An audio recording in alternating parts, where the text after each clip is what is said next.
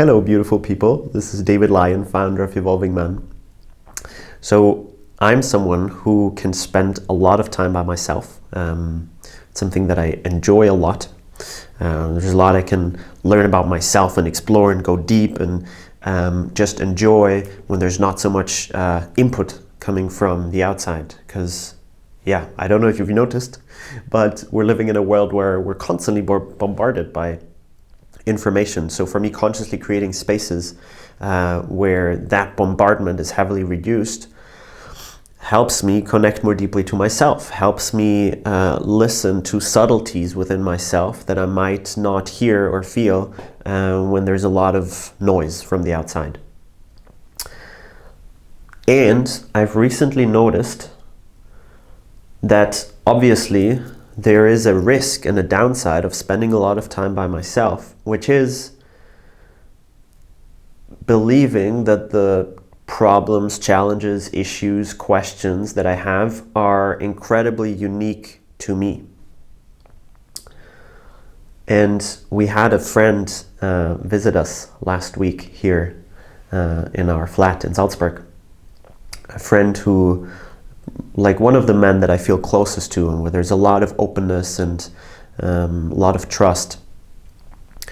And talking to him just made me realize that when I spend too much time by myself, I get into this place of kind of a loneliness inside of myself of being like, whoa, there's no one as traumatized as I am. There's no one who's going through the challenges. There's no one who is feeling as insecure as I do.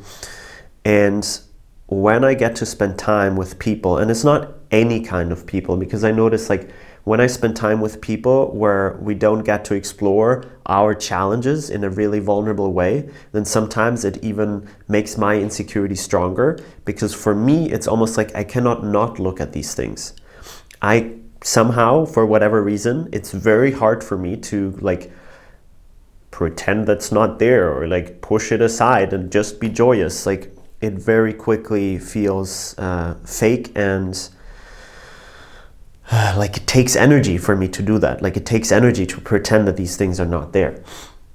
But when I do spend time with people where there is somehow like some kind of shared commitment to inner work and to getting to know ourselves and to truth and to exploration and having the courage to look at things that might be challenging to look at. When I do that, it often puts me into this place of, okay, first of all, whoa, there are a lot of people facing the challenges that I'm facing.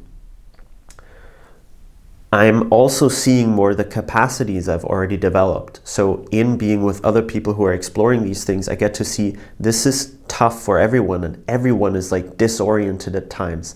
And it helps me see more of like what I've already achieved or what I've already healed, or the places where I actually am in quite a place of clarity. So it kind of helps me put my experience more into perspective of, okay, this is not just this like human individual David who is disconnected from everything that's going on around him. This is like David being heavily embedded in life and in all the things that are going on around.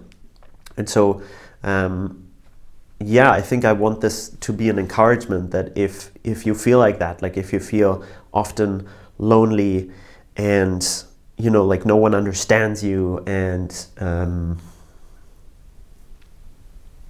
yeah, just this challenge of the people around me seem to be so happy, and you have a sense that they're actually not happy. So you're feeling the incongruence in like what they're communicating verbally and what they're communicating maybe non-verbally.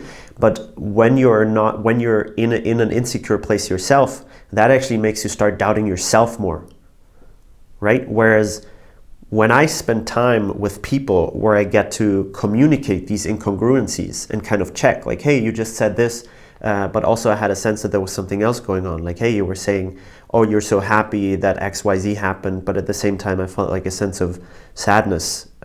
Like, can you relate to that? So when I kind of learned to see where my perception is actually telling me the right thing, or to kind of clarify my perceptions with the help of others, when I then spend time with people where this is not a common practice, because it's not for most people. Like if you said to a random person, hey, you said you're happy, everything's fine, but I look at your face and you actually look really ashamed or sad or angry or whatever. Like that's not the normal thing. But as I said, when I first spend time, or when I have enough people in my life who I get to share with in a particular way, when I then spend time with other people, it's way easier for me to stay grounded in my perception and to be okay with the fact that I might not be able to share as much depth and like every incongruence that I'm sensing with other people, but it doesn't make me doubt myself so much. So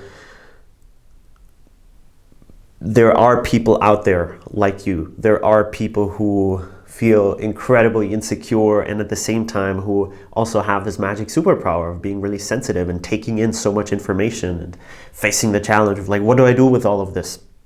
And be on the lookout for such people, because in a way we're all so hungry for a real connection. So you're not alone in this kind of, I want my tribe around me, I want my community around me. This is literally everyone on this planet. We're all dying to have real connection.